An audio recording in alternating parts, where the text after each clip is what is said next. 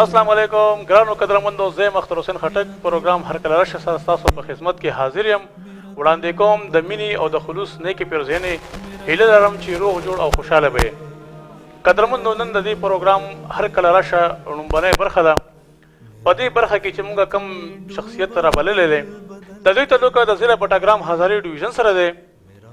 جناب مولانا عبیدالله شاه صاحب. مولانا صاحب، ستاسو ډېره ډېره مننه چې زمونږ دعوت قبول کړو. زمونږ په دعوت باندې زمونږ د غریب خانې ته راغلی، تاسو تشریف راوړو، تاسو ډېره ډېره مننه. قدرمندو، د دې پروګرام باقاعده آغاز کوو مونږ د تلاوت قرآن پاک نه، او د دې تلاوت لپاره مونږ مولانا صاحب ته دعوت ورکړی دی. نو زه دا خواست کوم چې مولانا عبیدالله شاه صاحب د قرآن پاک تلاوت باقاعده آغاز وکړي. جی مولانا صاحب. أعوذ بالله من الشيطان الرجيم. بسم الله الرحمن الرحيم. قل أعوذ برب الفلق من شر ما خلق ومن شر غاسق إذا وقب ومن شر النفاثات في العقد ومن شر حاسد إذا حسد. صدق الله العظيم. محترم مسلمانان ورونو، د خټک سټوډیو نه چې کوم پروګرام تاسو ته نشر کیږي، زه د جناب اختر حسین صاحب ډیره شکریا ادا کوم چې منګي تای مقرره کړه او منګي خپل دی خټک سټوډیو ته راوغختو. ما چې کوم سورت کریمه ستاسو مخکې ولوسته، دا د قرآن کریم د آخري پارې په آخرنو سورتونو کې دی، او ما د دې انتخاب په دې وجه سره وکړو چې نن سبا اکثر من ګورو او اورو د یو بل نه، اکثر خلق په دې ټینشن او پریشانۍ کې مبتلا دی چې یاره موږ ته مسله ده، او څوک وایي چې یاره په ما باندې سحر شوی دی، څوک وایي په ما باندې چا څه کړي دي، تعویضونه را باندې شوي دي.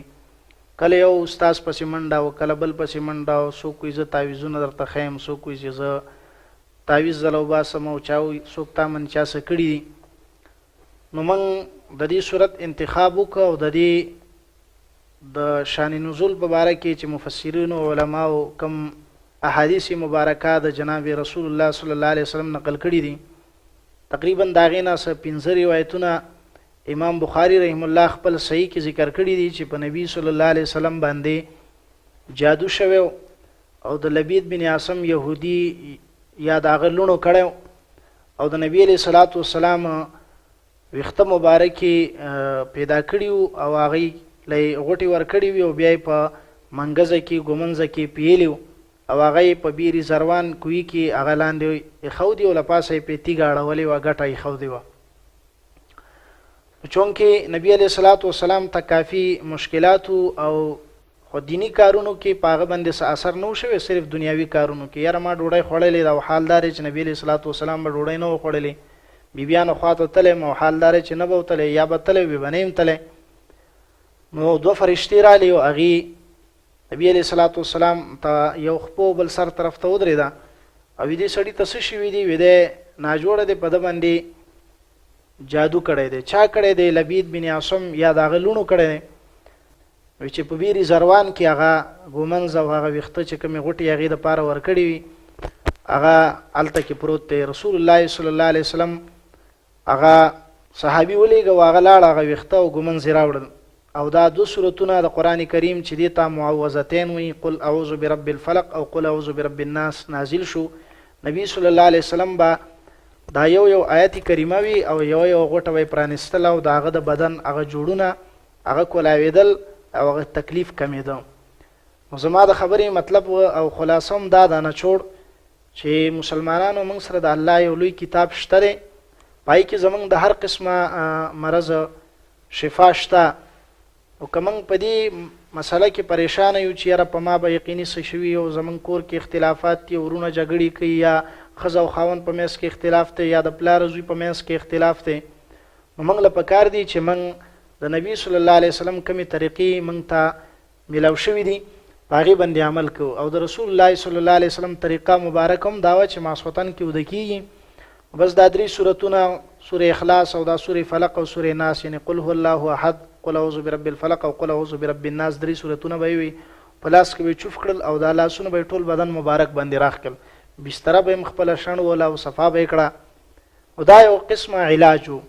نو زه خپل اوریدونکو مسلمانانو ورونو ته دا پیغام ورکوم که تاسو غواړئ چې زمونږ د علاج وشي او زما په بدن کې که څه سحري اثرات دي، جني اثرات دي او هغه دې ختم شي، زما زړه کې د یره نه نو هغه دې راځي او هغه د نبی صلی الله علیه وسلم په دې طریقو باندې عمل کوي او خاص کر د آخري دواړه صورتونه دی هغه وی په ځان دی پوکي، لاسونه دی په ځان راکاږي او به دې ځان دپاره دمي.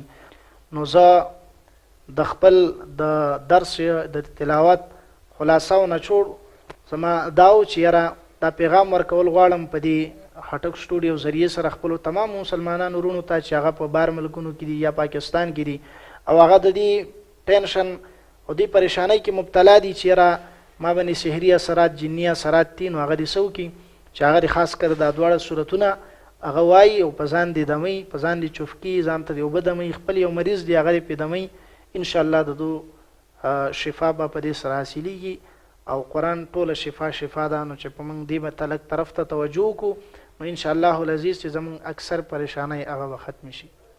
ډیره مننه عبیدالله شاه صاحب، تاسو دومره ښکلی بیان وکړو زموږ ناظرینو ته. مولانا صاحب اکثر په دې کې زموږ زنانه ډېرې انوالو وي، نو دغه په هکله باندې تاسو څه وایي؟ نو ما خو خپل په درس کې هم دا خبره وکړه چې موږ د قرآن کریم د تعلیماتو نه چې ځان خبر کو نو انشاءالله العزیز چې موږ ته به د هغې هغه نتیجه او ثمره میلاو شي. البته بعضې خلق یې داسې چې هغه خپل د دنیا حاصلولو دپاره د دین څه طریقه استعمالي. تاسو به کتلی په دې دیوالونو باندې لیکل شوي چې فلانکې ماهر عملیات، ماهر تعویزات، تمام عاملوں کو چلن. دا صرف دې دپاره چې یاره څوک ما ته راشي، زنانه راشي یا نارینه راشي او ساده خلق یې او زه ورته ووایم چې او تا باندې تعویز شی او فلانکي ځای کې پروت و یا فلانکي ځای کې پروت دی هغه راواخله. ډېر قسمه دوکې موږ لیدلي چې ډېر کله هغې کړي دي صرف دې دپاره چې یاره څه پیسې حاصلې کړي او دغه وشي. او بیا خاص کر میډیا باندې به تاسو دې وخت سره کتلي هغې داسې خلقو پسې وګرځېدل او هغې را پیدا یې کړل او خلقو ته یې مخامخ کړل چې ګورئ په داسې خلقو باندې غولېږئ مه، هغې ته خپله کلمه نه ورځي، د قرآن کریم څه صورت نه ورځي او څه د وظیفې نه خبر نه او خلقو ته دوکه ورکوي او یاره ما درنه تعویز وویستو. حال لارې چې ما په اول کې خپل درس کې دا خبره وکړه چې جناب رسول الله صلی الله علیه وسلم باندې اثر شوی دی خو هغه ته خپل د تعویز او په هغه باندې چې کوم جادو شوی دی د هغې پته نشته. او دا زموږ ایمان دی چې هغه په تمام کائنات کې لوی شخصیت دی، د تمامو انبیا علیهم السلام سردار دی، امام دی، امام الانبیا ورته ویلی. نو چې هغه خپل تعویز او خپل ویښته نشي معلومولی نو بل خو ما ته داسې څوک نه دی معلوم چې هغه د چا پټ شی راوباسي او تعویز خلقو ته وښیي چې تا باندې دا سحر شوی. ډیره مننه مولانا صاحب، تاسو مونږ ته ټایم راکولو او زمونږ دعوت مو قبول کړو. تاسو ډیره مننه، تاسو دومره لرې سیمې نه راغلی، تاسو ډیره مننه جی. قدرمندو، څنګه چې ما تاسو سره وعده کړې وه چې د دې خټک سټوډیوز نه به تاسو ته ډېر ښکلي پروګرامونه پیش کوم، په دې کې به د دې علاقې د دې سیمې سیاسي غیر سیاسي عالم دین او داسې نور شخصیت به زه راغواړم. نو د دغې پروګرام مونږ لومبنی سټپ واخیستو او لومبنی پروګرام تاسو ته مونږ نن پیش کړو.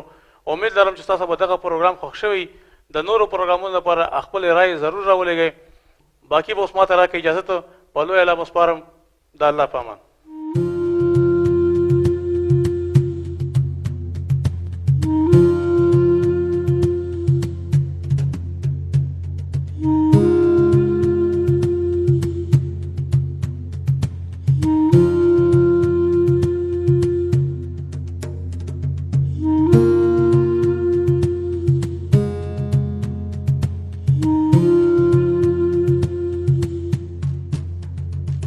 Mm-hmm.